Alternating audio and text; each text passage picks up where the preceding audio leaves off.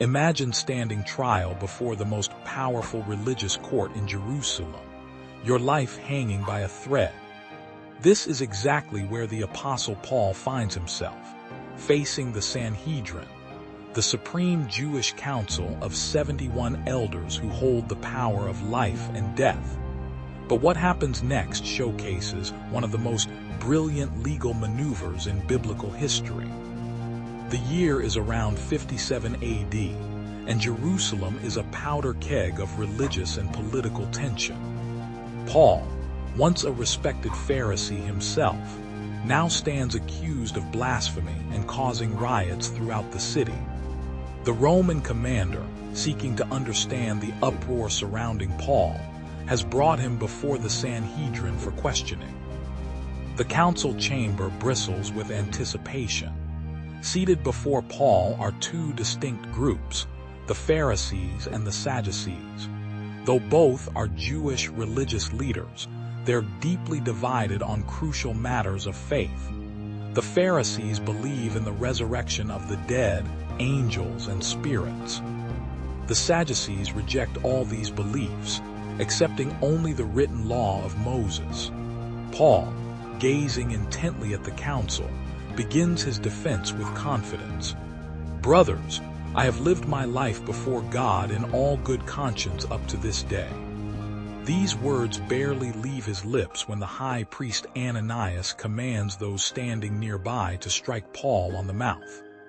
The tension in the room escalates instantly, but Paul isn't finished. Drawing upon his intimate knowledge of Jewish religious politics, he employs a masterful strategy. He calls out in a clear voice, "Brothers, I am a Pharisee born to Pharisees. I stand on trial because of my hope in the resurrection of the dead." These words land like a thunderbolt in the chamber. Suddenly, the focus shifts.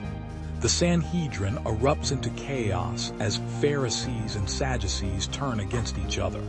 The theological divide that had long simmered beneath the surface now boils over. Some Pharisees even begin defending Paul, declaring, "We find nothing wrong with this man. What if a spirit or an angel has spoken to him?" The dispute becomes so violent that the Roman commander, fearing Paul might be torn to pieces, orders his soldiers to remove him from the council chamber. In one strategic statement, Paul has transformed his trial into a theological debate between his accusers. This dramatic moment reveals much about the early Christian church's challenges and the complex religious landscape of first-century Jerusalem. Paul's defense demonstrates his deep understanding of Jewish theology and his ability to navigate treacherous political waters. He doesn't compromise his message about Jesus and the resurrection, but rather uses it to highlight existing divisions among his opponents. The aftermath of this confrontation ripples through the early Christian church.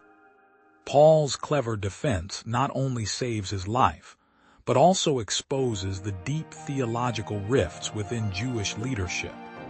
It shows how the message of resurrection, central to Christian faith, was already a point of contention in Jewish religious discourse. This event, recorded in Acts chapter 23, reminds us that sometimes the truth itself can be our strongest defense. Paul's understanding of his audience, combined with his unwavering commitment to his beliefs, turns what could have been his condemnation into an opportunity to witness. His strategy demonstrates that wisdom and faith can work hand in hand. Paul's appearance before the Sanhedrin teaches us about standing firm in our convictions while being wise in our approach. It shows that understanding the perspectives and divisions of our opponents can sometimes be the key to defending the truth.